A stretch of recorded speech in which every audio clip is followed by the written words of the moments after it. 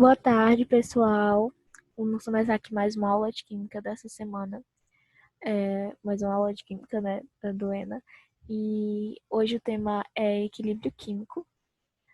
É o último tema da apostila 3 de vocês. Então, como eu não sei se a gente vai receber a apostila 4 até a próxima semana, se a gente não receber, né, eu vou tentar trazer uma aula de questões, resolvendo questões, para a gente fixar melhor o que a gente viu até agora, né?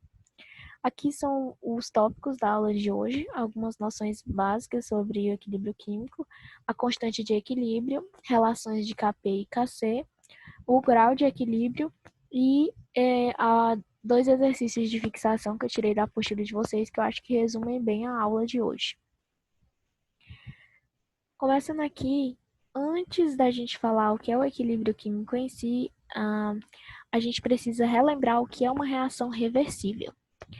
Uma reação reversível é aquela que acontece simultaneamente nos dois sentidos, ou seja, acontece simultaneamente no sentido direto e no sentido inverso.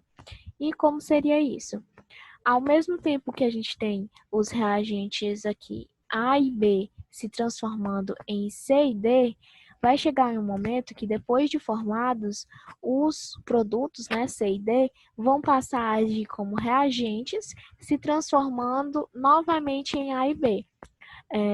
Ou seja, a, é, ao mesmo tempo que a gente tem a reação ocorrendo nesse sentido, que é de transformação de A em B e C em D, a gente tem a reação também ocorrendo no sentido contrário, que seria C e D se transformando em A e B. Então, direta, né, onde a gente vai ter A, B se transformando em C e D, a gente tem que a velocidade ela vai diminuindo conforme o andar da reação, porque as concentrações de A e B vão diminuindo, né? E como a velocidade é diretamente proporcional à concentração dos reagentes, a gente tem que a velocidade vai diminuir. E já a velocidade relacionada à reação inversa, a gente vai ter que inicialmente é uma velocidade nula, né? Porque inicialmente a gente só tem os componentes A e B, os reagentes A e B, só que depois que C e D começam a ser formados, né?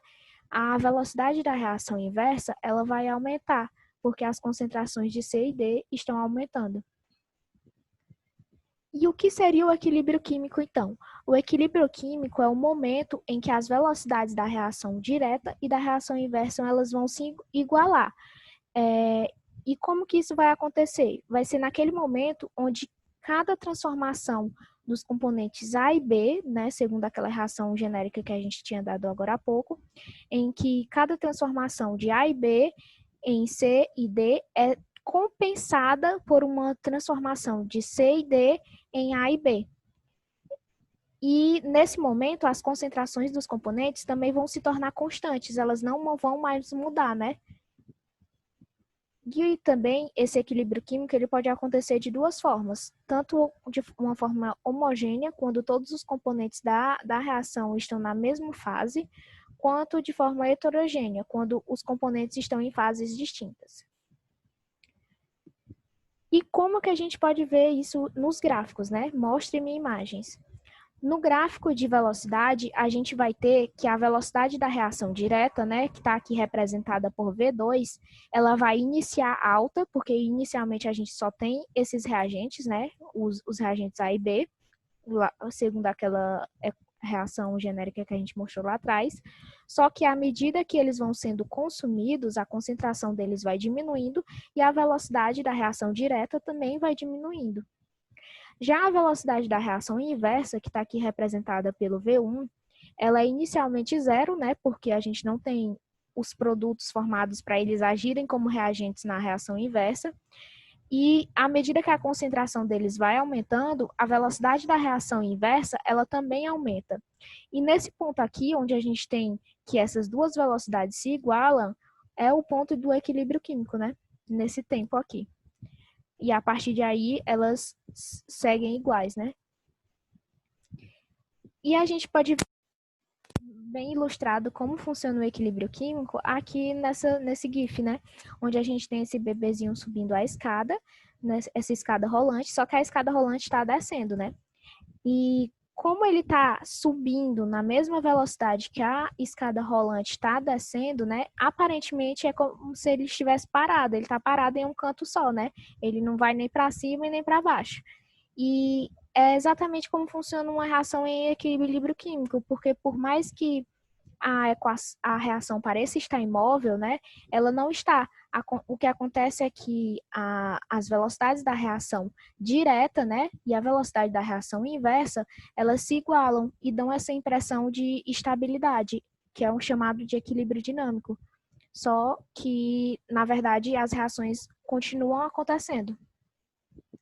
E como que a gente pode ver o equilíbrio químico em gráficos de concentração, né? A gente tem aqui esses gráficos de concentração molar pelo tempo, e no próprio conceito de equilíbrio, a gente tem que as concentrações elas não precisam necessariamente estar iguais, elas têm que estar constantes, né?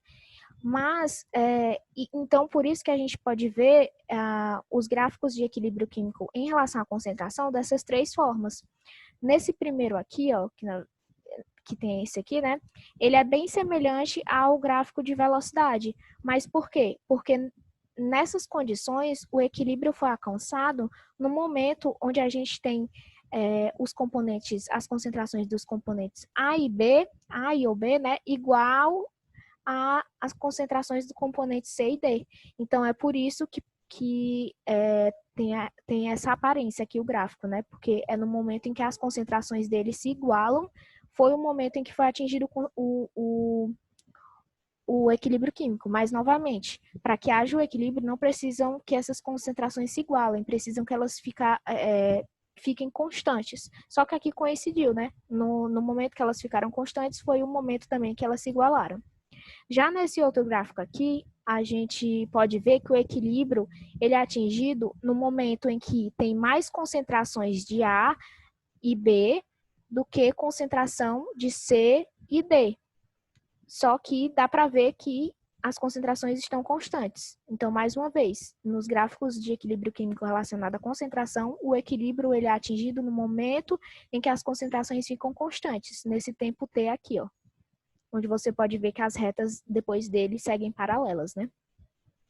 Nesse outro gráfico aqui, o equilíbrio é atingido no momento em que tem mais concentração de C e D do que concentração de A e B, mas, novamente, concentrações constantes, né?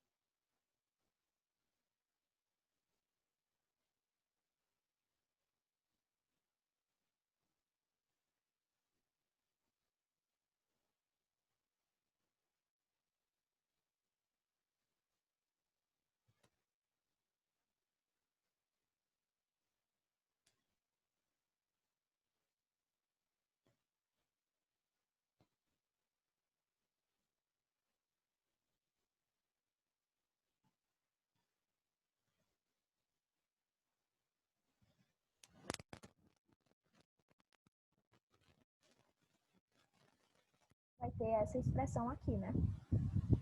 Se a gente passar a constante aqui da reação inversa para esse lado e os reagentes, a concentração aqui dos reagentes da reação direta para esse, a gente vai ficar com a expressão dessa forma.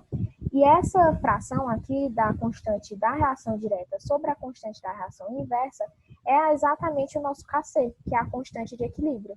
Então, a gente tem que a fórmula da constante de equilíbrio relacionada à concentração molar, ela vai ser igual às concentrações dos reagentes da reação inversa, elevada aos coeficientes deles, sobre as concentrações dos reagentes da reação direta, elevada às concentrações deles.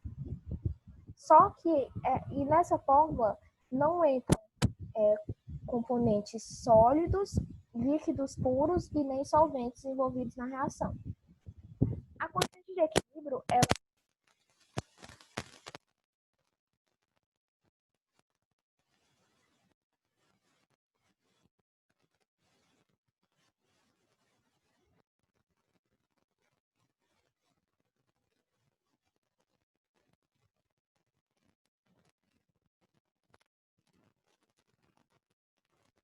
pressão seria igual à pressão parcial dos gases que são reagentes da reação inversa, né, elevada aos coeficientes, sobre os gases, a pressão parcial dos gases que são reagentes da reação direta, elevada aos coeficientes deles também. Mais uma vez, nessa fórmula aqui de Kp só entram componentes gasosos.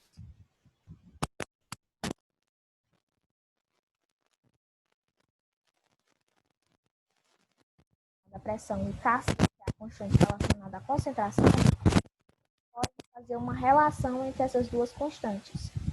E o que eu vou trazer aqui agora é a determinação experimental da fórmula que relaciona essas duas constantes. Ela não é cobrada no Enem, mas é mais para vocês entenderem de onde vem a fórmula que relaciona elas duas, porque estaria chato só chegar aqui e jogar a fórmula para vocês sem vocês entenderem de onde ela vem, né? Então, para explicar essa fórmula, eu trouxe a reação, onde a gente vai ter o monóxido de carbono reagindo com o gás oxigênio, se transformando em dióxido de carbono, né? Aqui a reação direta, né? E para a gente determinar essa fórmula, a gente vai precisar usar a fórmula da Kp, que a gente acabou de falar, que relaciona a pressão parcial dos gases, né? Então, se a gente for aplicar ela nessa reação, a gente vai ter que Kp vai ser igual à pressão parcial do dióxido de carbono, né, que é o reagente da reação inversa, ou também produto da reação direta, elevado ao coeficiente estequiométrico dele, sobre a pressão parcial do monóxido de carbono elevado ao coeficiente estequiométrico dele, vezes a pressão parcial do gás oxigênio elevado ao coeficiente dele também. Só que é no caso, ficou omitido aqui, né? De outra fórmula que vocês já devem ter estudado em algum momento da vida, que é a fórmula dos gases ideais, né? A gente vai ter a pressão vezes o volume igual ao número de mols vezes a constante dos gases ideais vezes a temperatura, né? Se a gente passar esse volume aqui para o outro lado, dividindo o número de mols, a gente vai ter isso aqui, que é o número de mols sobre o volume, que seria mols por litro, por exemplo. E isso aqui é uma unidade de concentração.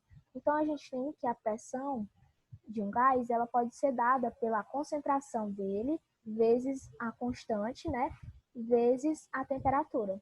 Então, se a gente aplicar isso aqui que a gente achou, né, como valor de pressão, nessa fórmula aqui da Kp, a gente vai ter que a pressão parcial do CO2, que está aqui entre parênteses, né, vai ser igual à concentração do CO2 vezes o RT, né? E esses dois elevado ao coeficiente estequiométrico do CO2. E aqui embaixo, a pressão parcial do monóxido de carbono, a gente vai ter que vai ser igual à concentração dele, né, do monóxido de carbono, vezes RT, e essas duas partes elevado ao coeficiente estequiométrico, né, que está aqui elevando tudo. E a pressão parcial aqui do oxigênio, né, vai ser a mesma coisa. A concentração do oxigênio vezes RT, e isso tudo elevado ao coeficiente estequiométrico do oxigênio, que é 1, e por isso está omitido aqui. Se a gente observar bem, a gente tem que aqui em cima a gente vai ter a concentração, né, elevada ao coeficiente estequiométrico, e aqui embaixo a concentração também do CO2, do oxigênio, do CO e do oxigênio, também elevada aos coeficientes estequiométricos deles. Se a gente lembrar, né, é exatamente isso que a gente vai ter aqui, que a fórmula da Kc, né, relaciona as concentrações. Então, a gente pode substituir essa parte onde a gente tem aqui as concentrações, né, por Kc. Então, a gente pode colocar aqui Kp é igual a Kc vezes, como o RT ele é um fator comum a todas essas partes aqui da nossa expressão, né? A gente pode deixar ele em evidência e a gente vai elevar ele a esses expoentes, a diferença desses expoentes. No caso aqui em cima, né? A gente tem o expoente 2, que é do dióxido de carbono, menos o expoente 2 do monóxido de carbono, menos o coeficiente 1 aqui do oxigênio. Então, a gente vai ter que a relação de Kp e Kc para essa reação vai ser Kp igual a Kc vezes... Só que essa fórmula aqui só vale para essa reação, né? Porque a gente fez ela baseada nessa reação. Só que uma fórmula geral para todas as reações pode ser representada dessa forma. Kp igual a Kc vezes RT elevado à diferença do número de mols, né, dos componentes gasosos, no caso aqui dos de cima, menos os de baixo. Então, essa aqui é a fórmula que relaciona essas duas constantes. O R, que já tem um valor pré-determinado, né, que é 0,082. A temperatura, ela sempre tem que ser em Kelvin, então se te der em Celsius, tu vai ter que converter para Kelvin. E o ΔN, como eu falei, é a variação do número de mols. Agora, aqui falando um pouco sobre o coeficiente de reação. O coeficiente de reação é uma grandeza representada por QC, né, que relaciona as concentrações em mol por litro em qualquer momento da reação, não só no momento de equilíbrio. Pode ser antes de atingir o equilíbrio, no momento que atingir o equilíbrio, ou depois de ter passado, né, do ponto que seria o equilíbrio. E a gente pode analisar se o sistema atingiu o equilíbrio através da relação entre Kc, ou, entre Kc e o QC, né, que é o coeficiente de reação. Se o QC, né, eu esqueci de botar aqui os Cs, se o QC for igual ao Kc, o sistema vai estar em equilíbrio, porque no caso aí, o Kc foi calculado no momento do equilíbrio e por isso que ele está igual ao QC, né? Já se o QC for menor do que o Kc, o sistema ele vai ter que tender aos produtos, né, para poder chegar ao equilíbrio. Ou seja, é como se tivesse assim no momento antes do equilíbrio. Então precisa a reação andar um pouquinho mais no sentido direto para poder atingir o equilíbrio. Já se Q for o QC for maior do que Kc, o sistema ele deve tender aos reagentes para chegar ao equilíbrio, ou seja, ele deve andar um pouquinho no caminho da reação inversa. Agora, falando um pouco sobre o grau de equilíbrio. O grau de equilíbrio é como se fosse uma grandeza, representada aqui pelo alfa, né? Uma grandeza que expressa o rendimento da reação. O quanto que aquela reação vai render de produto, do produto que a gente quer, né? No caso, por exemplo, o produto da reação, o produto da reação direta vai render.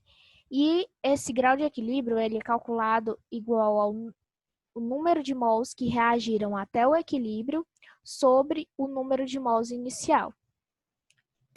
E a gente tem que uma reação reversível, né? Inicialmente a gente tem esse alfa igual a zero. Por quê?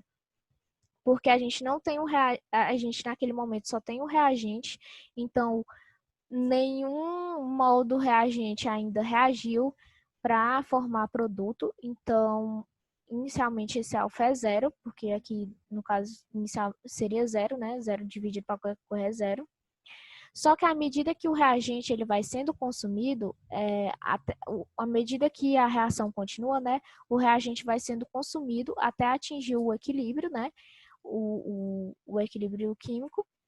E a gente tem que quanto mais Quanto mais alfa é próximo de 1, né? Quanto mais essas proporções aqui são iguais, quanto mais, quanto mais perto o número de mols que reagem ao equilíbrio é igual ao número de mols inicial, maior vai ser o rendimento da reação. Mais extensa essa reação vai ser. Mas por que isso? Por exemplo, se a gente tem aqui 10 mols inicialmente, né? Se só 8 mols reagiram até o equilíbrio, né? Que aí, no caso, a reação fica estagnada, de certa forma. Então, a gente só vai ter produtos proporcionais a esses 8 mols que reagiram, e não aos 10 mols iniciais. Agora, se a gente tiver 10 mols que reagiram até o equilíbrio, né? O mesmo tanto de mols inicial, a gente vai ter que essa divisão aqui vai dar 1. E se todos os mols reagiram, então a gente vai ter mais produto, né? Porque mais partículas do reagentes se transformaram nesse produto. Então, quanto mais esse alfa se aproxima do 1, maior vai ser o rendimento dessa reação, porque mais reagente reagiu para se transformar no produto que a gente quer. Em reações reversíveis, né, o valor de alfa nunca vai ser 1, porque o equilíbrio ele é atingido antes de todas as partículas do reagente poderem reagir para se transformar no produto. Então, nunca vai conseguir chegar nesse valor de 100% de rendimento. No caso, o rendimento aqui de 100% só seria em reações que têm um único sentido, né? E quanto maior o valor de Kc, mais espontânea vai ser a reação, ou seja, o valor de Kc ele é proporcional ao valor de alfa.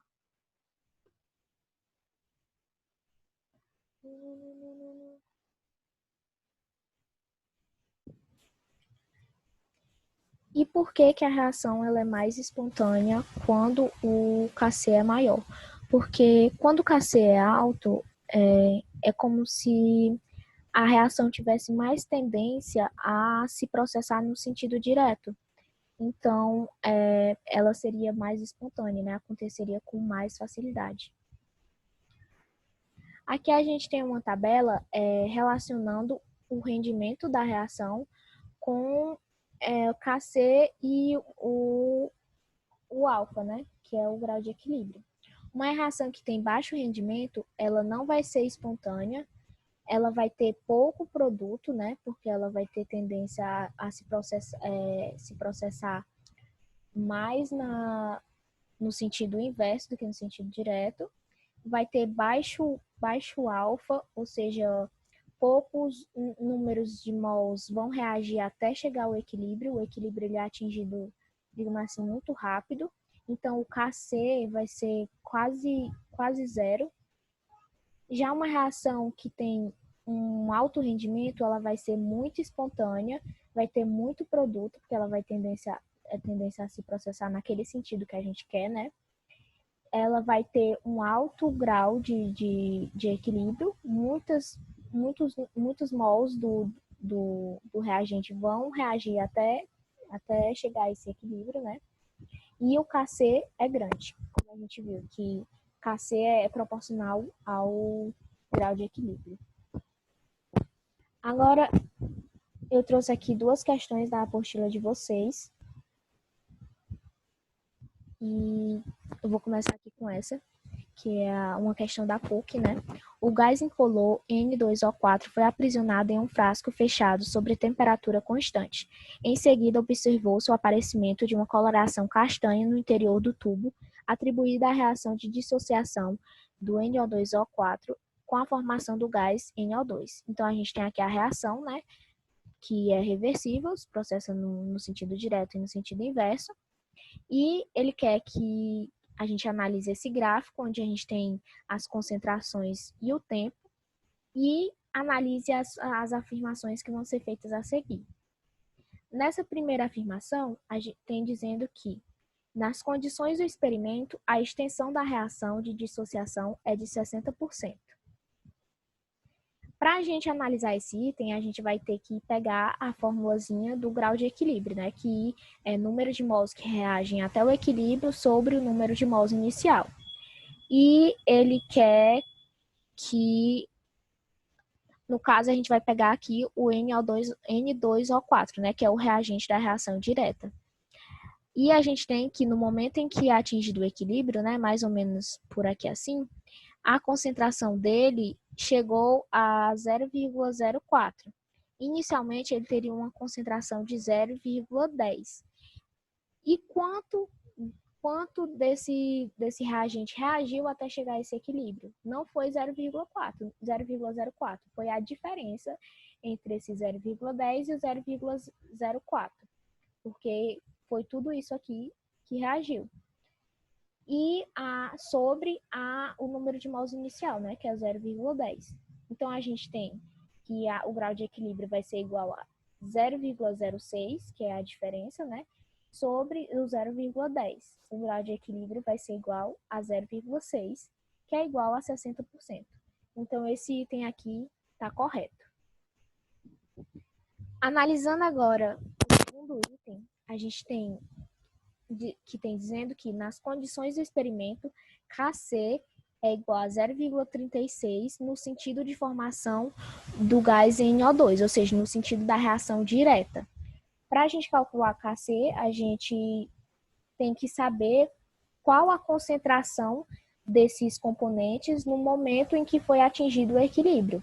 Então, a concentração do N2O4 no momento do equilíbrio, como a gente já viu, é 0,04 mols por litro. Já a concentração do NO2 no momento do equilíbrio é 0,12. E esse aqui é o sentido da reação que ele quer, né? Que é a formação do gás NO2. Já balanceada, que é a reação. Para a gente calcular Kc, né? A gente pega lá a formulazinha de Kc, que é a concentração elevado ao coeficiente estequiométrico, né? A concentração do produto, aqui no caso, sobre a concentração do reagente, também elevado ao coeficiente estequiométrico. Então, a gente tem que Kc vai ser igual à concentração do NO2 elevado a 2 e sobre a concentração do N2O4 elevado a 1, que é o coeficiente dele, né? Então, a gente vai ter que Kc vai ser igual a 0,12 elevado a 2 sobre 0,04. Kc vai ser igual a 0,144 sobre 0,04. Kc vai ser igual a 0,36. Então, esse item também está correto. Analisando agora o item 3, que tem falando. O equilíbrio foi atingido entre 20 e 30 segundos após o início do experimento. A gente sabe que em um gráfico de concentração por tempo, a gente vê o momento do equilíbrio no momento em que as concentrações ficam constantes. Que aqui no gráfico é mais ou menos aqui, né? Que é quando não tem mais nenhuma variação. Que seria no tempo de mais ou menos aqui 65 segundos. Então, no tempo de 20 e 30 segundos, entre 20 e 30 segundos, como ele falou no item. Então, esse item aqui está errado. Agora, olhando aqui o item 4. Se a concentração inicial de N2O4 no frasco fechado fosse de 0,04 mol por litro, nas mesmas condições de temperatura e pressão do experimento realizado, não haveria formação de NO2. E esse item aqui também está errado. Haveria sim a formação de NO2, só que uma menor quantidade, né? Porque é proporcional à quantidade de reagente que a gente tem reagindo. Então, sim, haveria a formação, mesmo que em uma menor quantidade. Então, é por isso que esse item aqui está errado. Agora, analisando aqui os itens da questão, né?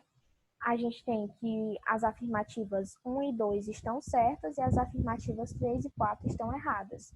Então, o nosso item aqui certo seria o item A. Bom, gente, aqui vamos para a segunda questão, que é do exercício de fixação de vocês, que é uma questão da UEL. Pega aqui a canetinha. Para a reação de 2 NaHCO3 se transformando em Na2CO3 mais CO2 mais H2O a 25 graus, sabe-se que a expressão para a constante de equilíbrio Kc é.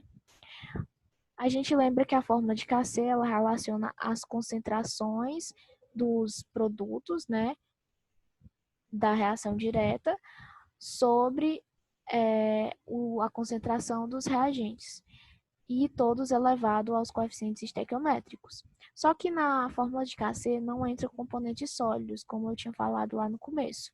Então, essa expressão já está errada, porque tem contendo esses dois componentes que são componentes sólidos. Então, esse item está errado. Mas como seria a fórmula, a expressão correta de Kc? Seria dessa forma aqui.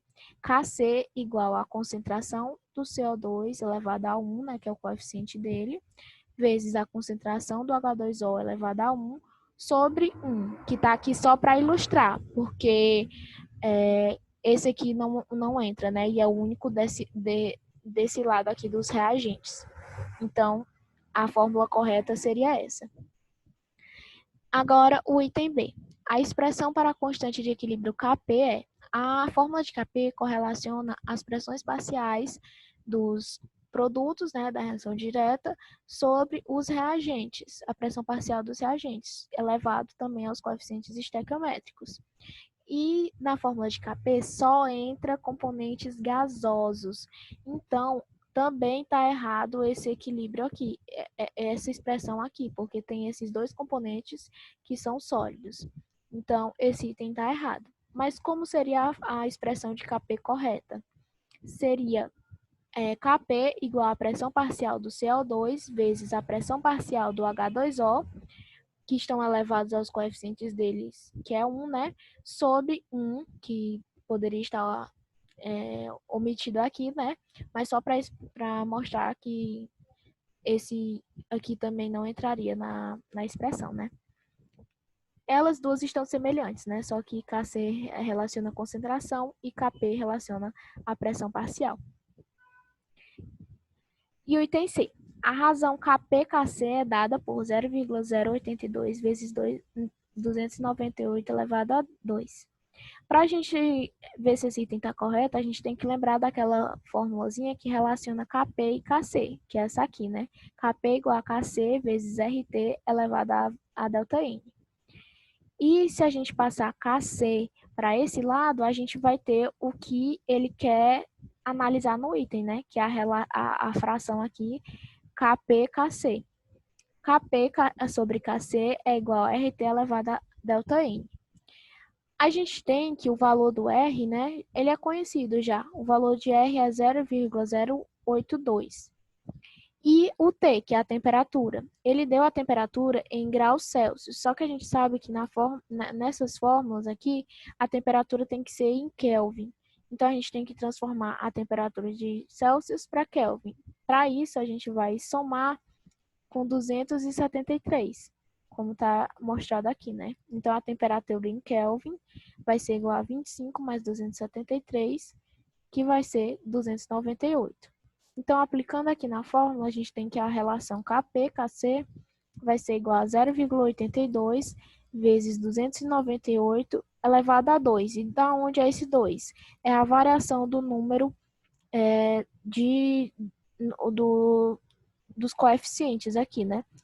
Se a gente pegar aqui a fórmula de Kp, que a gente tinha feito antes, a expressão de Kp, né? A gente tem que aqui a gente tem um coeficiente 1 e aqui a gente tem um coeficiente 1. A gente soma esses dois coeficientes, que dá 2, né? E subtrai do coeficiente do que ficaria aqui embaixo, né? Só que não tem nada porque aquele componente sólido não entrou. Então, o ΔN vai ser igual a 2. E se a gente for analisar no item, tá igual ao que o item falou. Então, esse item aqui tá correto. O item D, por que ele tá errado? A gente já viu, a gente já fez aqui a fórmula de Kc para o item A, né? E aqui, no caso, essa expressão que ele deu para Kc tá invertida, né? Deveria ser ao contrário. Então, por isso que tá errado.